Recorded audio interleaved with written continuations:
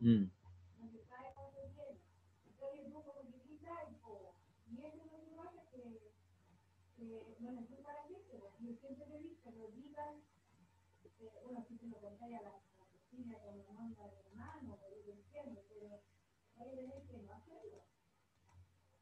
Sí, pues.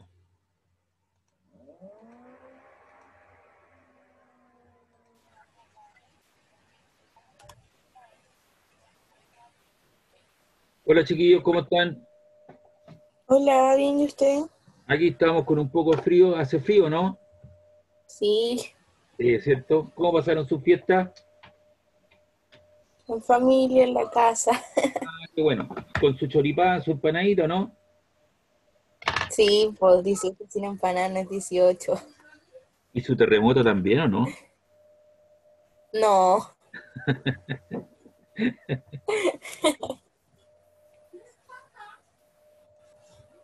Hola, profe. Hola, ¿cómo están? Bien. Me eché mi silla, así que estoy intentando arreglarla. Ah, cómprese una, Me incliné cómprese una mucho por el silla. lado y me caí con silla y todo. Son baratas, están poniendo en oferta las sillas esas para escritorio, con respaldo, las están colocando en oferta. Sí, no, que me acabo de caer, me incliné mucho por un lado y que me tiré para agarrar algo, me fui con silla y todo para el lado. Ya, Así que ahí la estoy levantando. Se me salió el asomabrazo, ya por suerte tengo la cuestión 6 capaz de gilarlo. Y la ya. voy a ver. ¿Cómo pasaste la fiesta? ¿Bien? ¿Sí? ¿Vives algún cerro de Valparaíso, no? Cero meses. Ah, en el Cerro Merced, ya. Sí. Porque ahí uno acostumbra los porteños a comprar, comprar volantines, pues, No, ¿no? este año no se vio mucho. Así ¿No como se que dio donde harto? nadie pudo salir a comprarlo. Eso Sí, sí, lo ve como 20 volantines. ya, pero entretenido. Sí, donde la casa de mi tío era alta, entonces uno se ponía ahí y se ponía a esperar hasta que llegara un volantín. Se quema en el techo. ¿Sabes tú que la guatita que forma el hilo con el volantín, esa guatita que forma el hilo, de repente, ahí hay una ecuación que tú le puedes asumir igual que los tendidos eléctricos de los cables, tú le puedes asimilar un modelo matemático o ajustar un modelo, una ecuación, ¿Ya? imagínate. Los cables de alta tensión, los cables de los puentes colgantes, tratan de formar una guatita que es como una catenaria que se le llama. Y eso es ¿Sí? como un modelo, se le puede asimilar, ajustar un modelo. Eso lo va a entender cuando haga onda, cuando haga una serie de cosas.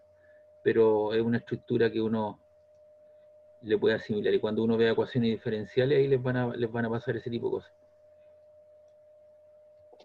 Es por la densidad lineal de masa, cómo se distribuye la masa en una cierta longitud, entonces el cable tiene un peso propio, entonces tiende a formar una guatita, a pesar de que los tensionan con unas máquinas especiales, pero igual forman un modelo ahí, una estructura.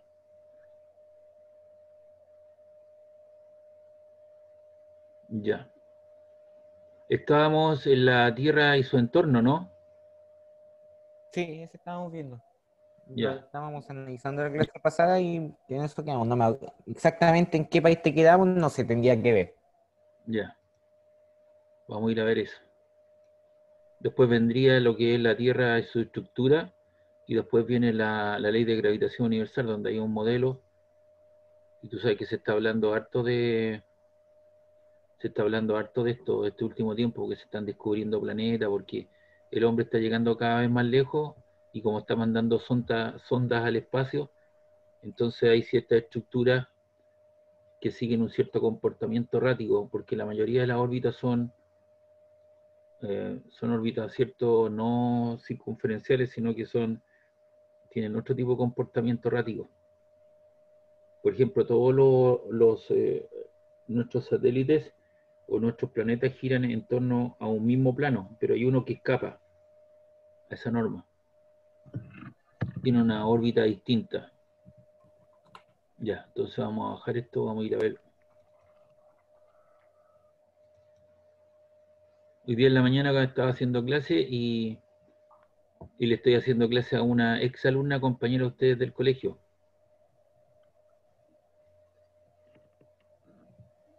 Estuvo en cuarto medio. ¿Vale? Yo le hice clase Moria, o sea, Moria.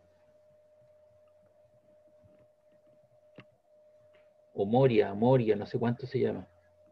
Pero le hice clase en el colegio. Y ahora le estoy haciendo clase en la universidad, está haciendo la física 1. En la UPLA, está estudiando ingeniería civil industrial. Así que más de alguno con ustedes me puedo encontrar después. Yo creo que conmigo no. ¿Qué querías estudiar tú? Pedagogía en Historia o Leyes.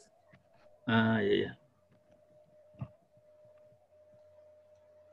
Ya, pero tienes que saber una cultura general porque después de eso, Sí, es como, claro que hay que tener conocimiento dentro de todas las áreas para poder defenderte en algún momento. sí.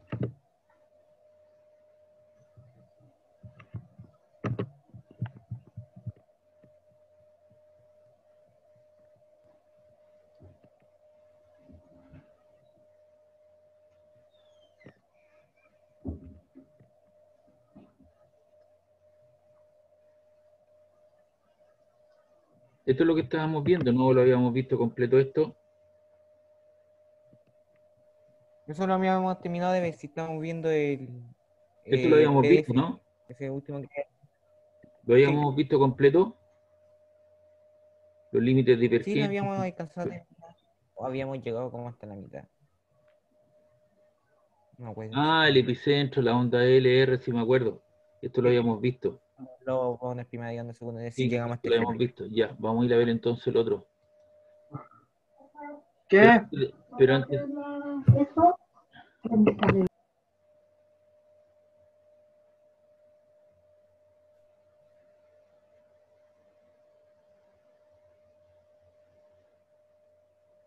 miren, esto fue con el último, a propósito del último terremoto. Terremoto cortó los días en la Tierra. El jueves 4 de marzo de 2010, vida hoy, que esto fue un antecedente que yo recopilé de una revista. Una de las consecuencias inesperadas de los grandes sismos liberan tanta potencia que modifican el periodo de rotación de la Tierra. Recuerda que el periodo es el tiempo que demora la Tierra en dar una vuelta completa sobre su propio eje, y eso son 24 horas. Por lo tanto, la duración de un día. Nada menos que es eso. Después de que la Tierra tembló en Chile, en la noche del viernes al sábado, los días terrestres se han acortado, según los primeros cálculos de Richard Gross, geofísico del Jet Propulsion Laboratory de la NASA. Es el día ahora 1,26 microsegundos más corto.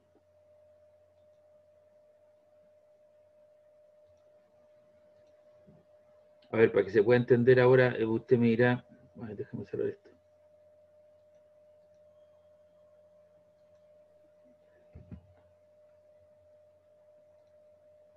Para que entiendan qué es lo que es el micro.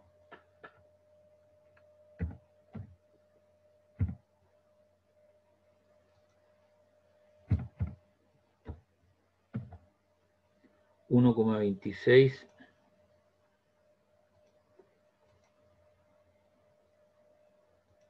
microsegundos. Eso es el tiempo, ¿ya? Usted mira, es muy grande, no, es prácticamente 1, 2, 3, 4, 5.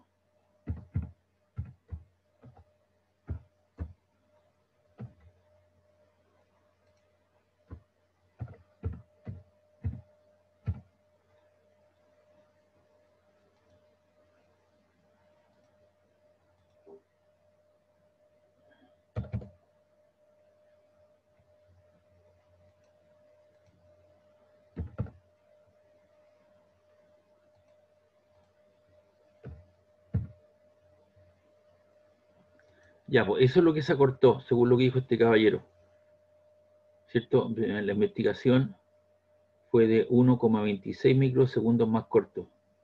Y que el día se haga 1,26 microsegundos es 1, 2, 3, 4, 5, 6. Es esa cantidad de segundos menos. Prácticamente la nada, ¿no? pero sí se hace un poco más corto, ¿me entiendes? Es una cantidad muy pequeña. Y eso fue debido a la gran liberación de energía que hubo respecto de ese terremoto. Entonces dice, ¿por qué fue eso? La colosal potencia liberada en el movimiento de las placas tectónicas cambia en un mínimo la distribución de la masa terráquea en torno a su eje de rotación. Las masas así distribuidas disminuyeron en el momento de inercia. Entonces está asociado al momento de inercia de la Tierra. Ese momento de inercia se opone al de la rotación de la Tierra, de allí que la velocidad de rotación de nuestro planeta sobre sí mismo ha aumentado y los días se han acortado. Corren el riesgo los días de acortarse y acortarse. Digámoslo claramente, los días seguirán durando todavía 24 horas por algunos años. Con el sismo de Chile los días perdieron 1,26 Profesor, ¿Ah? tengo una pregunta con el primer semestre. ¿Qué pasa? ¿Cuáles son las guías que va a ponerle nota? Los dos trabajos que les pedimos. ¿Te acuerdas que yo les pedí dos trabajos? ¿Aló? Oh, no tengo ni idea. El SEDA está en el aula virtual, es quieto. Sí, pues ya está hace rato ya, pues lo mandé. Claro, y eso tiene que mandarlo. Si no las manda, yo le voy a tener que poner un cero. ¿Cuál Cerra es? ya, po. Cerra, estamos grandes. Sí, pues si no va a tener que ponerle un Sí. 1. ¿Para qué? Si todos están preguntando lo mismo. No, yo no. No somos todos. Tienen que mandarla, pues. Y estaba hace más de un mes, 2 meses, entrega habilitada y el profe me explicó lo que había que entregar. Y está en el aula virtual también lo que se debe entregar. Pues Chino, yo te pregunté y no me dijiste nada. No me he preguntado nunca. Ya, pero esa tarea tienes que entregarla y tienes que desarrollarla. Y yo la desarrollé las dos guías en clase. Así que es cosa de buscar nomás los antecedentes y copiarlo. Pero me las tiene que entregar, si no lo voy a tener que calificar mal. Así que preocúpese ya. Sí, profe. Ya hemos dado el plazo que corresponde, de más, pues. Entonces dice, por algunos años con el sismo de Chile los días perdieron 1,26 microsegundos, con el de Sumatra, causa del terrible tsunami de 2004, se perdieron 6,8 microsegundos. En suma, poca cosa. Entonces, esta liberación o estos movimientos de las placas tectónicas hacen que infieran el movimiento de inercia de la Tierra, y considerando una esfera, obviamente hay una cierta oposición a la rotación respecto de su eje.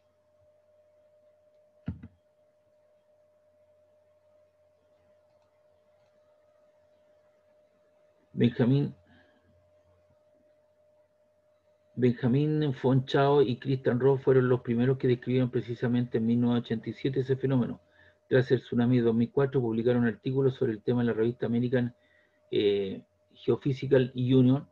¿Ese sismo mayor había o no modificado la rotación de la Tierra? La respuesta es definitivamente sí, pero esto es cierto con todo temblor de tierra pequeño o grande, pero también en el caso de las variaciones estacionales de los océanos y de la atmósfera y derretimiento de los hielos, de las tormentas tropicales, incluso de un bus que circula por la ciudad. Desde que se produce un desplazamiento de masa, la rotación de la Tierra se modifica imperceptiblemente, lo mismo en el caso de un sismo mayor. Y aquí está la propagación de un tsunami. Entonces hay un desplazamiento de la placa tectónica, se genera un hipocentro, ¿cierto?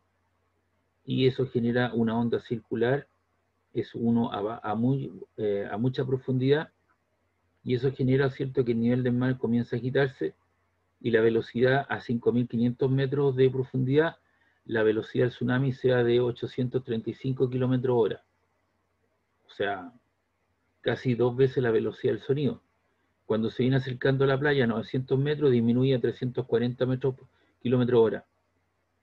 Y cuando se acerca a la playa a poca profundidad, disminuye a 50 kilómetros hora. Disminuye en velocidad, pero gana en altura. ¿Por qué? Porque tiene menos profundidad. Se da cuenta, la onda se va generando y va aumentando en altura y llega como una gran ola a la costa. Y eso produce un tsunami. Entonces aquí hay un principio de conservación de la energía. La energía cinética de movimiento se transforma en energía de altura, ¿cierto? Porque obviamente no tiene mucha profundidad. La profundidad del agua es de 20 metros. Entonces eso, hay conservación de la energía de acuerdo al principio de conservación de ella. Subducción entre la zona de Nazca y la sudamericana. Entonces aquí está la corteza oceánica, como ya lo hemos visto. La litosfera oceánica entra en un problema de subducción. Hay sismos superficiales, sismos intermedios y sismos profundos. Y eso da lugar a una fusión parcial, los cuerpos magmáticos, el magma comienza a ascender y da lugar, ¿cierto?, a la activación de los volcanes, cuando lo son a O sea, mucha profe, profundidad. los sismos profundos son los que activan los volcanes, ¿no? Claro, porque ahí, ¿qué es lo que pasa? Se produce una fusión parcial y eso da lugar a los cuerpos magmáticos, al magma de los volcanes. Y eso comienza a subir. Y hay un crecimiento de batolitos y obviamente eso da lugar a terremotos también o temblores superficiales que se detectan en la cercanía de los volcanes y eso da lugar, ¿cierto?, a ese problema que tenemos ahí, la cordillera de los Andes, ¿cierto?, donde tenemos una gran concentración de volcanes. Entonces hay un problema de subducción entre la placa sudamericana y la placa de Nazca que se está metiendo debajo de la superficie. Entonces va a llegar un momento que por aquí va a estar la isla de Pascua, la vamos a conocer del frente de Valparaíso, pero o sea, va a ocurrir muchos millones de años más, pero la vamos a tener al frente. Y aquí hay una historia de los terremotos, cómo se distribuyeron, ¿no es cierto? Terremotos de magnitud, la distribución de las zonas de ruptura, lo que está con rojo son las zonas de ruptura.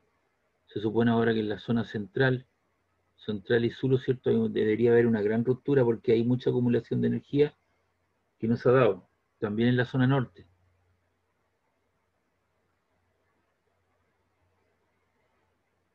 Esta es la señalética. Ahí está el Coquimbo en noviembre de 1922, el efecto de los tsunamis. El del Corral del año 1960, Valdivia.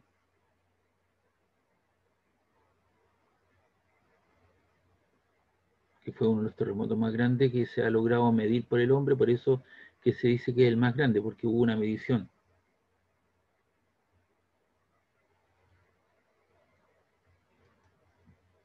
Quería mostrarles esa situación, ya que viene asociado con lo que estamos viendo. Y aquí también hay algo que lo tenía perdido, pero lo recuperé y se los quiero expresar. Esperemos aquí, Cari. A pocos días de uno de los grandes terremotos que hubo en el país, se produjo un apagón. Y esto ocurrió el 14 de marzo de 2010. Entonces, en ese momento, se dice que hay una falla de un transformador de alto voltaje de 500 kilowatts en la central Charrúa, provoca el corte de energía eléctrica que afecta al país desde Taltal a Chiloé, así lo informó el ministro del Interior, Rodrigo Hinspeter, en los casos momentos de la oficina de emergencia. El ministro señaló: esperamos que en las próximas horas se restablezca el suministro eléctrico, aunque no podemos anticipar un plazo específico. Estamos trabajando muy fuertemente para ello, para que ocurra lo más antes posible. Hinspeter hizo un llamado a la ciudadanía a mantener la calma, ya que esto es solamente un corte de luz. No es un corte de luz, es un corte de energía eléctrica. Ah, se apagó la luz, y va a llegar la luz. No, va a llegar la energía eléctrica, se va a cortar la energía eléctrica. Y este fue uno de nuestros ministros del Interior.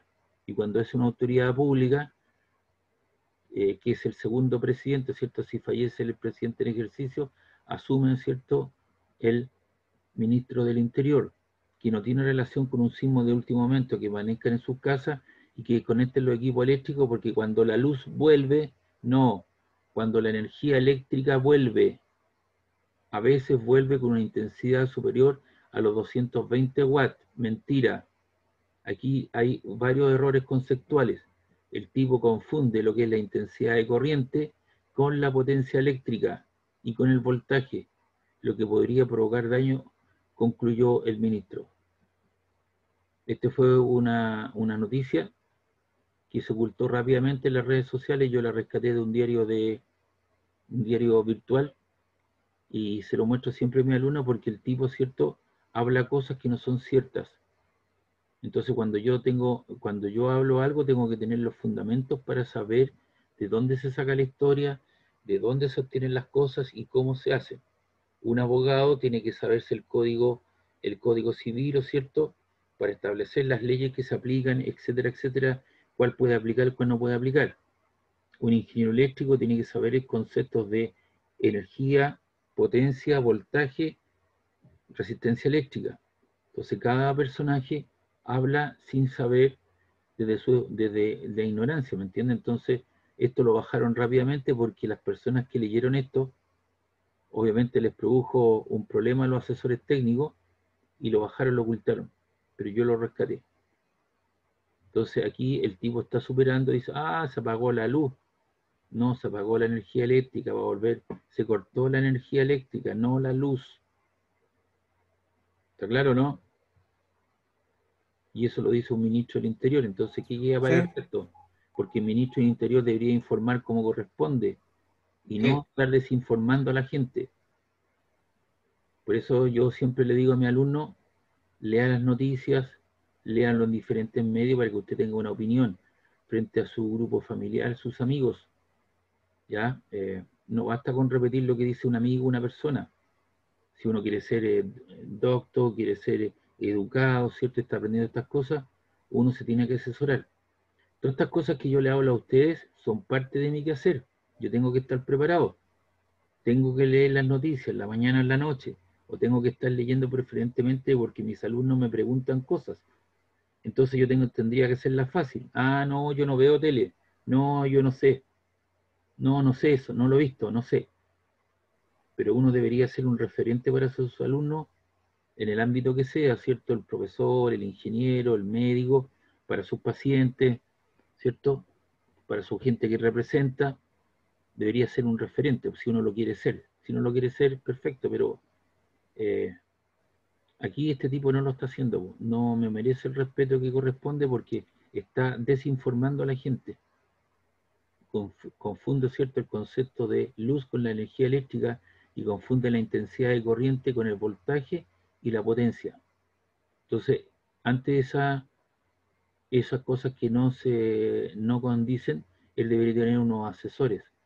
Y esos asesores, ¿cierto?, cuando vieron esto que él hizo, y que estando desinformando, produce problemas. Y la gente le cree a esta gente. El otro día nuestro presidente mató a un general Lorca, que era, ¿cierto? Lo mató en el ascenso, subiendo el Morro de Arica. Ese señor murió 3 años después en su casa en Concepción y murió de una enfermedad natural. Entonces ahí hay una mala información que se le entrega a la gente. ¿Me entiende? Él es ingeniero comercial, lo cierto, será abogado, pero no es historiador. Yo, ¿saben? Para asesorarme leí la información, la busqué en internet y efectivamente había un error. Y después llamé a su profesor, al profesor Víctor, para que me confirmara. Le dije, ¿vio la noticia? No. Mire, pasó esto. Me dijo, no, si ese señor murió de muerte natural, de una enfermedad natural en su casa, en reposo, en Concepción. Y lo mataron, ¿no es cierto?, subiendo cuando Chile se tomó el Morro de Arica por la Guerra del Pacífico. Entonces ahí se está mal informando a la gente, a los estudiantes y a la mayoría de las personas. Entonces hay que tener cuidado con la información que se entrega. Si desconozco, me tengo que asesorar. Ya, preguntas, dudas. Vamos al universo y sus estructuras.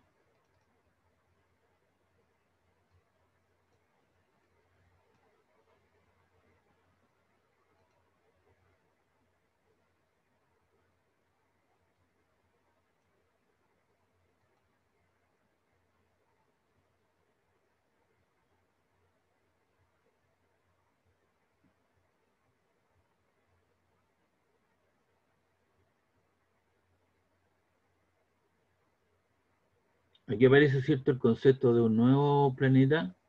En el año 2006, Plutón, que era considerado hasta hace entonces un noveno planeta del sistema, perdió dicha categoría por la Unión Astronómica Internacional.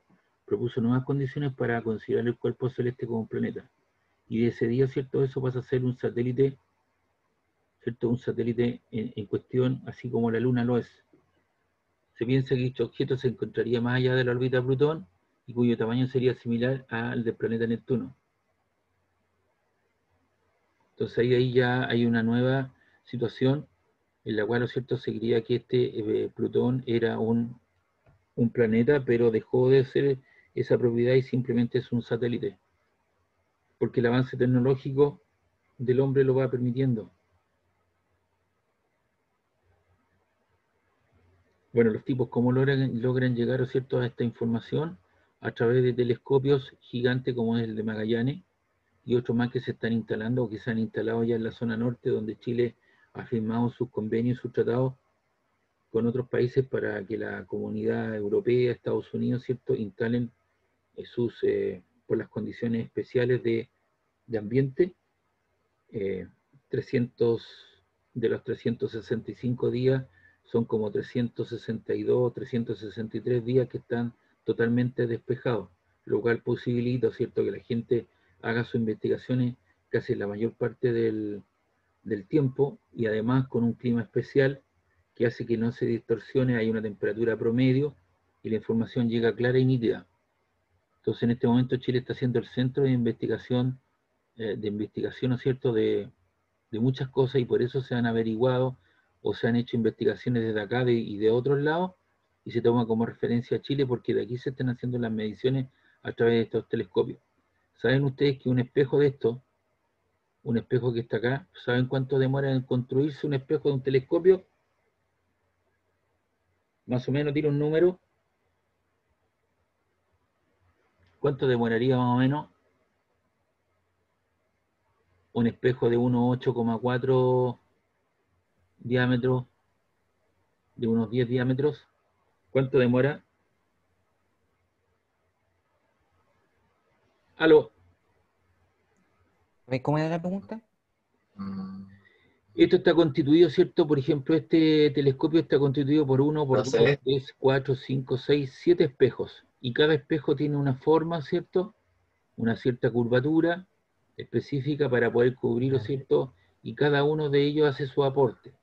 Y después la suma de todos los aportes individuales te da, ¿cierto?, una gran mirada, ¿cierto?, al cielo o a la parte del universo que se está visualizando. La pregunta era, Vale. ¿cuánto demora en construirse un espejo de estas características? Que vaya ¿Cuánto demora en construir? a, ¿Cuánto demora en qué?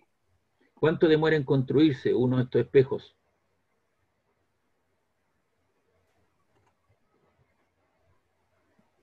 Un espejo, ¿cuánto demora? ¿Cuánto demoraría más o menos? Tira un número. 5 días. No. ¿Alguien más? 10 años. Se demoran aproximadamente 5 años en construir un espejo. Estamos hablando de un espejo aproximadamente de 10 metros de diámetro. Lo construyen, La chunta de 5. el espejo, sí, dijiste 5 días. Yo te iba a comprar 2. 5. Ya, te va a pasar 10 lucas para Voy que a me, poner 5. para que me traigáis 2. Ya. Oye, Al tiro. demoran 5 años, 3 años en enfriarlo, porque es una cuestión líquida, enfriarlo, y 2 años en pulirlo. Se demoran 5 años, 3 en enfriarlo y 2 en pulirlo. Y esos espejos, tú no puedes salir un compadre y llegar y limpiarlo, ¿cierto?, con un pañito, como uno hace los lentes o hace otro tipo de cosas, si quiere limpiar los del auto, etcétera, etcétera. ¿Ya? Se demoran 5 años. Y para poderlo limpiar,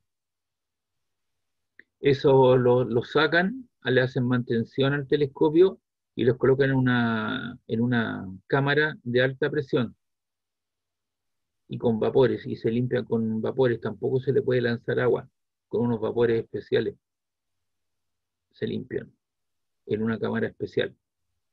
Y hay que hacerle mantención porque tú comprenderás que esto está abierto durante las 20, desde que se oculta el sol hasta que amanece el sol, ¿cierto?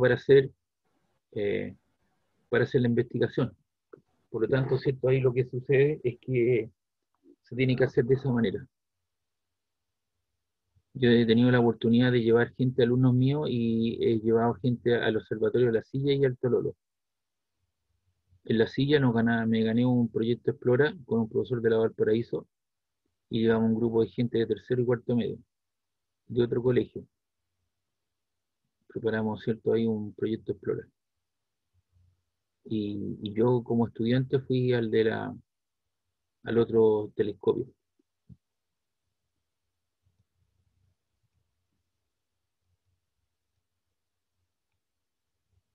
¿Qué pasó aquí? Ya. Bueno, a través de eso se ha ido reconociendo, ¿cierto? Se ha ido descubriendo diferentes cosas. Se logran observar hoy día desde la calle, ¿cierto? Cuando hay algún fenómeno astronómico físico, se observa con diferentes telescopios y cosas. Por lo tanto, uno lo puede observar desde la calle, ¿o cierto? Hay gente que tiene algunos instrumentales. Observando el sistema solar. Entonces aquí lo que está, en primer lugar, observando la trayectoria de la Tierra, ¿cierto? Del Sol. Entonces ahí al mediodía está sobre el cenit, en una temporada de enero. Y cuando está en junio, julio, obviamente está con un cierto ángulo. Se da cuenta que la sombra que te genera está sobre el cenit, está sobre nosotros, es decir, está en la posición alta. No estoy generando casi sombra, pero cuando estoy en junio, que es el periodo de invierno, ya el sol, ¿cierto? Está apuntando, ¿cierto? Con un cierto ángulo, por lo tanto te genera más sombra. Entonces no llega con tanta radiación como lo hace cuando está directamente en enero.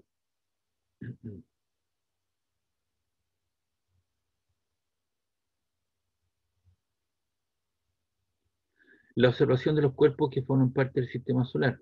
Entonces aquí tenemos la Tierra, tenemos la Luna, tenemos el Sol, Venus, ¿cierto? Y los diferentes planetas que están. Y esa era una representación del modelo de Aristóteles, donde se da como parte central aquí en el modelo, un modelo geocentrista, donde la Tierra es el centro del universo. Eso ya lo decía Aristóteles, y eso sabemos que no es cierto, porque esto es al contrario. El Sol está aquí y la Tierra está en algún lugar, y el Sol, ¿cierto?, es que está en el centro y alrededor están los planetas. Aquí está el modelo actual, el sistema solar, ¿cierto? Las proporciones y la distancia de imagen que han sido alteradas para efectos explicativos. Entonces ahí está el Sol y están los planetas girando alrededor de él. ¿Qué cuerpos celestes forman el sistema solar? Están los planetas terrestres o rocosos, como son Mercurio y Venus, que son los que están más cercanos, como en el caso de Mercurio, que es el planeta más cercano al Sol, debido al cual experimenta un mayor grado de efectos de radiación. Es un planeta rocoso, con un campo magnético débil y no presenta satélites naturales. Porque recuerda que el campo magnético, que es lo que le hace a nosotros, nos protege del bombardeo de las partículas cargadas que llegan del Sol, ¿ya? De toda esa energía. Luego viene Venus, que es un planeta más cercano a la Tierra y el segundo más próximo al Sol. Su tamaño es un poco menor que el de la Tierra y que representa una densa y hostil atmósfera formada principalmente por nubes de dióxido de carbono, polvo y ácido sulfúrico. No posee satélites naturales. Y aquí están las distancias medias, el periodo orbital. Cuando hablo del periodo, ¿cierto?, el que demora en dar, ¿cierto?, una vuelta completa alrededor del Sol.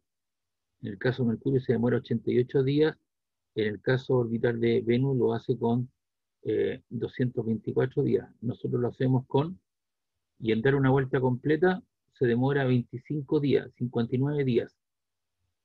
El periodo de rotación, 243 días. En cambio, nosotros en dar una vuelta completa alrededor del Sol nos demoramos 365 días y el periodo orbital o el periodo de rotación es de 24 horas. Están las masas, la gravedad, fíjate bien, 2,78, 8,87. La temperatura media 196 grados Celsius, o sea, muero quemado. La temperatura media de aquí 463,85. Luego viene la Tierra, Marte. Y Marte tiene dos satélites, ¿cierto? Que son Phobos y Deimos. Deimos.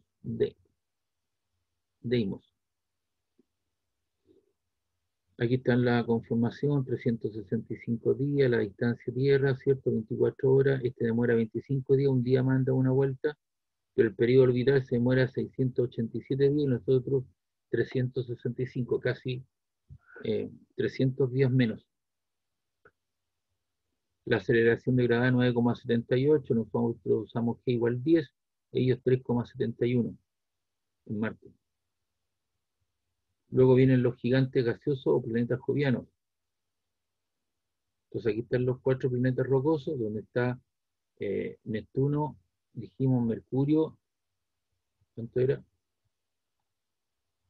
Mercurio, Venus, rocoso, Mercurio, Venus, la Tierra, Marte. Y luego vienen, ¿cierto?, ya los que tienen gases, como es el caso de Júpiter. El periodo de rotación es de 10 horas. O sea, un día demora 10 horas. El periodo orbital en dar una vuelta completa a este planeta alrededor del Sol se demora 12 años. La aceleración de gravedad, 24,79 metros segundo cuadrado. Luego viene Saturno, Urano y Neptuno. Y aquí están las distancias medias, ¿cierto? El periodo orbital son 29 años, este otro demora 84 años en dar una vuelta completa, este otro demora, en el caso de Neptuno, 165 años en dar una vuelta completa. La gravedad, 8,69, muy parecida a la Tierra, 11,18 en el caso de Neptuno, y la aceleración de gravedad aquí vale 10,44 metros segundo cuadrado. Las temperaturas promedios son del orden de menos 130 grados Celsius, menos 205 y menos 220. O sea, tú te mueres por frío, ¿cierto? Porque estás más alejado. La energía llega con menor situación. Luego viene el concepto de los planetas enanos. Y ahí aparece Ceres y Plutón, que se encuentran en el cinturón de asteroides entre la órbita de los planetas Marte y Júpiter. Su diámetro es aproximadamente 952 kilómetros. Está Neptuno con 2.370 kilómetros.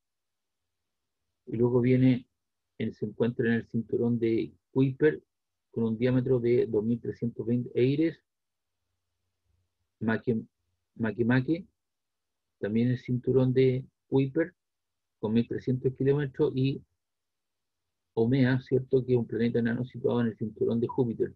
Sus dimensiones son entre 1.300 y 1.900 millones de kilómetros. Los principales satélites naturales, obviamente tenemos ahí las lunas, la Tierra es la Luna, para Marte tiene 2, Phobos y Deimos, para Júpiter tiene Io, Europa y Ganímedes, y además tiene Calisto. Entonces Júpiter tiene 4 satélites naturales.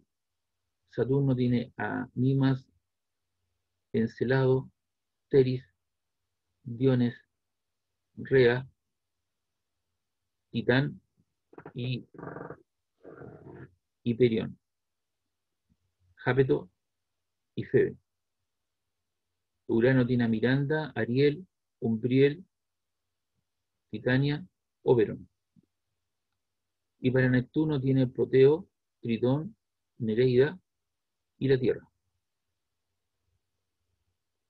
Yo creo que pusieron aquí la Tierra simplemente para comparar siempre las dimensiones con estos satélites naturales.